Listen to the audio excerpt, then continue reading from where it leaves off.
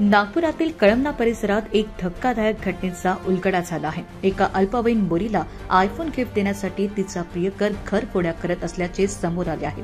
कळमना पोलिसांनी आरोपी प्रियकराला अटक केली आहे।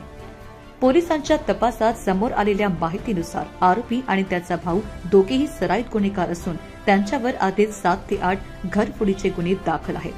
9व्या वर्गात शिकणाऱ्या मुलीशी गेल्या 3 वर्षापासून प्रेम संबंध असलेल्या आरोपीने तिच्या आयफोनच्या मागणीसाठी भावासोबत मिळून कामनानगर येथे एका घरातून 1,44,000 रुपयांची रोकड चोरली।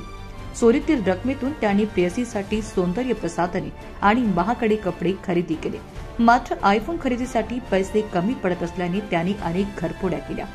बुधवारी पहाटे गस्त घालणाऱ्या पोलिसांना संशयास्पद वागणूक दिसल्याने दोन्ही विधी संघर्षग्रस्त भावांना ताब्यात देण्यात आले। चौकशी दरम्यान त्यांनी गुन्ह्याची कबुली दिली।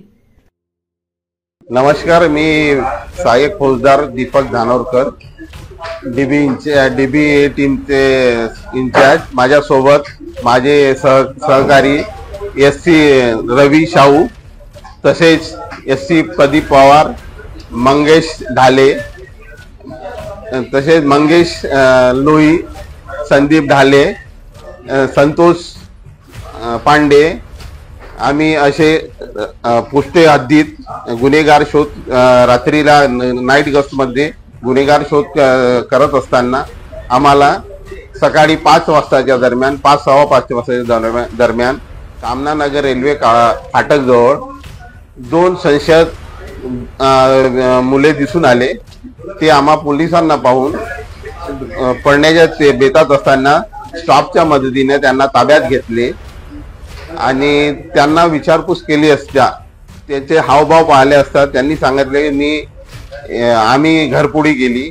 त्यांना त्यांच्याबरोबर सखोल चौकशी केली असता त्यांनी सांगितले की आम्ही नगर भागात सदरची घरफोडी केली।